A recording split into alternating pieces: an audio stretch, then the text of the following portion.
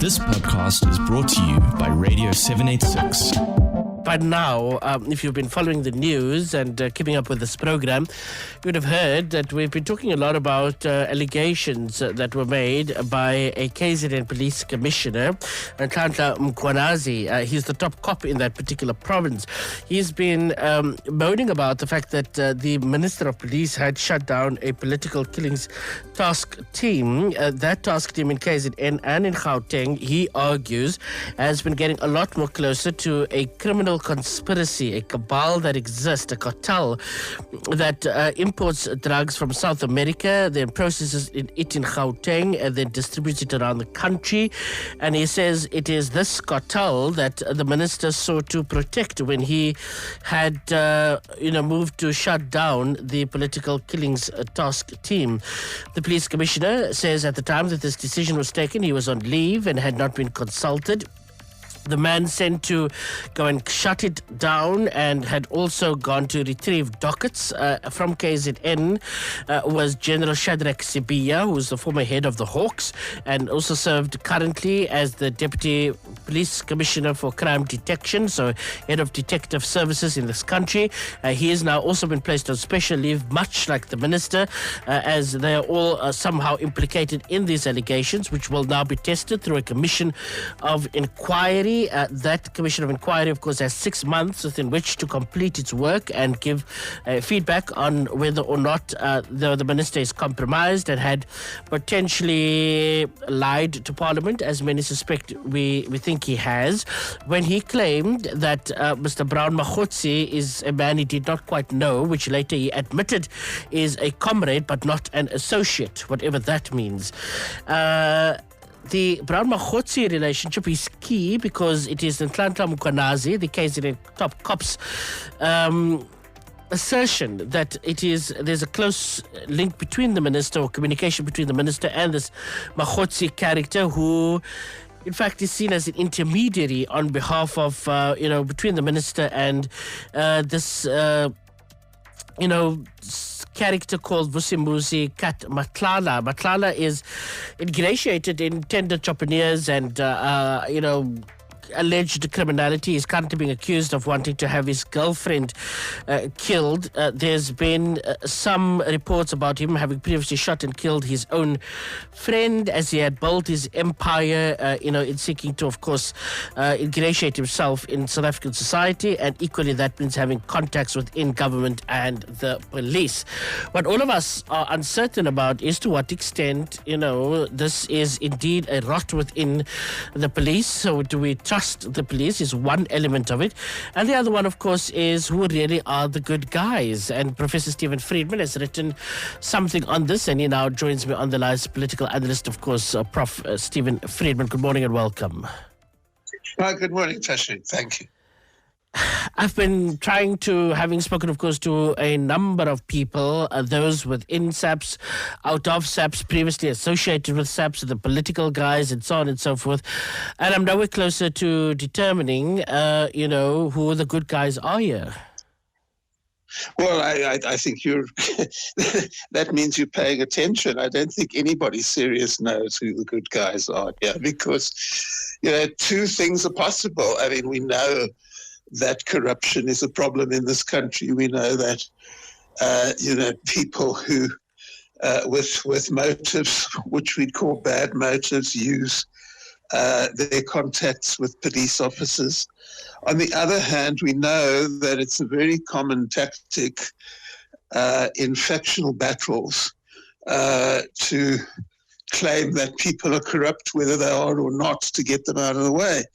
And we don't know really which is happening here. So on the one hand, as you've pointed out, there are all these suggestions about, ministers with dubious links to people. On the other hand, I have made the point that I find it interesting that the general, when he made the allegations, says, well, it's judges and it's members of parliament, it's prosecutors. And the only two names he mentions are of a politician who is probably a candidate for ANC president and a police officer who was fired by Jacob Zuma. So basically, they both come from a particular side of the ANC or the ANC and government spectrum. And, if you in that faction of the ANC, which doesn't like the current coalition, or you're in the MK party, they are two people who are inconvenient to you and you want to get out of the way. So, it's 50-50. It could be a very serious criminal conspiracy, which the general has blown a whistle on, or it could be that the allegations of factional policies designed to get people out of the way. And obviously, your next question will obviously be, well, what do we as citizens do about this? And to me, the answer is very simple. We need a very thorough investigation. And that's why I'm a little bit puzzled that seeing that within a week, we've been given that investigation. But that investigation, so sorry, Prof, that investigation has, been met with mixed reaction. Some believing that, commissions of inquiry is a simple waste of time. It's yes, it does give us some sort of an insight, but there's nothing that comes from there. And oftentimes what is even shared there is limited. So there's that particular element. And I can already begin to see how factions in the police are going to start playing games about, what is confidential and sensitive information and what cannot be shared in the public. And that's going to be terribly frustrating to the chairperson of the commission to be able to get to the bottom of. But, there's a view that says that these commissions are simply ineffectual, whereas others are saying, but there was no real other way for the president to determine the facts from the fiction. Yeah, well, there isn't another way. And, this myth, and I'm sorry, it is a myth, that commissions are all a waste of time, is something which I think has to be questioned. We're told repeatedly the Zondo Commission was a waste of time. Well, if you look at the information about the Zondo Commission, I listed it in my column this week. We've had, I think, nearly 70 prosecutions as a result of the Zondo Commission. We've had billions of money, rands recovered from corruption. The Zondo Commission might have gone on for too long, etc., but it actually made a huge difference. There was the Nugent Commission into SARS, which actually is the reason why SARS is a functioning entity today. So it's not automatic that commissions are a waste of time. Yes, you're absolutely right. There will be an attempt to make the commission's life as difficult as possible. But, unless we're going to be governed by a situation which I warn about this week, in which if you want to get rid of a political opponent, all you do is you make allegations about them, and then everybody says, well, we can't have a commission because that's too late, it'll take too long, and let's just believe the allegations anyway. And then democracy can't survive, because democracy can't survive if, anybody who is a threat to a particular political faction is taken out by corruption allegation, which is not proven. So, if you want a democratic society, you have to test allegations. And this is, the only alternative would be to prosecute people. But, if you think commissions take a while, look at how long prosecutions take before you get a decision very often. Even a simple court case can drag on forever and ever. You have discovery and this, that, and replying affidavits and so on. And, things, the judiciary and the judicial process can take time. And I think we need to, I suppose, be a little bit more measured in our response. How do we, and are there ways to tell whether this is got to do with ANC factional battles? Because it is, of course, true that we have, there's a couple of names that's already in the mix. We have Paul Mashatile, the deputy president.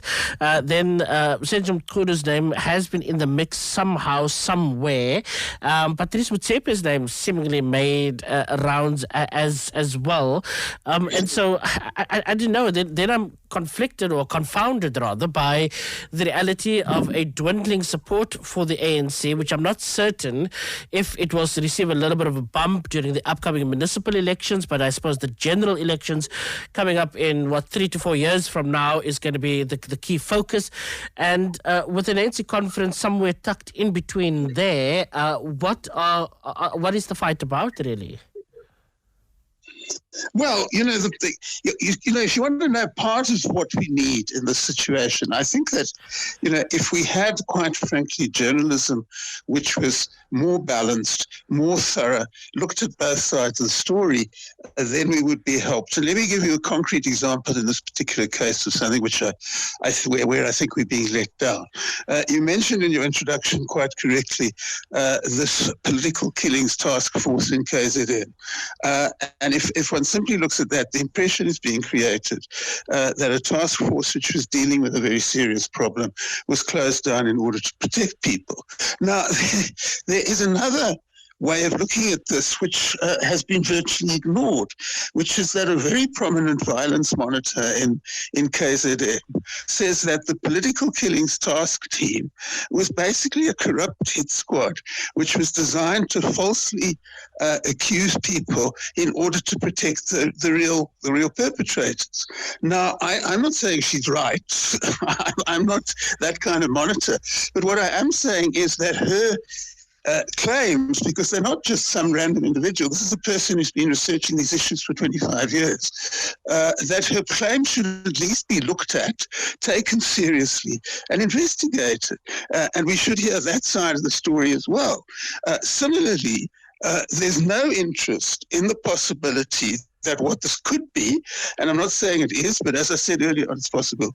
What it could be is an attempt to take the suspended police minister out of the race for ANC president, and to make sure that Deputy Commissioner Sabir, who the Zulu faction don't like, is not in the police anymore. There is incidentally, and I don't know how credible he is, there is incidentally an MP from the Western Cape, from a small party, I think it's called the Cape Coloured Congress or something of that sort. Yeah, that's it. Who claims that he has evidence that, in fact, the general is covering up corruption. So the point that I'm making is that there are two sides to the story, and we would be helped a great deal if the two sides were given equal weight, because without a proper investigation, we have no idea which of the two sides is more accurate. But that there are two sides is very clear in the situation. And I think that when we have reporting and we have political parties, etc., behaving as though there's only one side of the story, then really the public loses out, because, we may be victims of an attempt by the police to smear people, and that needs to be given equal weight with the possibility that actually the general's uncovered very serious criminality. As one of the guests, while covering the story for the last 2 weeks, told me, the former Major General in the police service, Jeremy Vieri, says, in intelligence circles, if we want to create smoke, there will be so much smoke that the public will believe their own delusions, which I responded to, saying that it is quite a chilling effect, which, could very well be a scenario. But I think the point, Prof, that you make is that, be alert to the fact that there are contesting perspectives here, and not just be having one perspective dominant in the analysis of the story, as it were. But then again, I suppose, Prof, we have to fix journalism for that. Professor Steven Friedman, thank you very much for your time. Political analyst whom I always love talking to. This podcast is brought to you by Radio 786.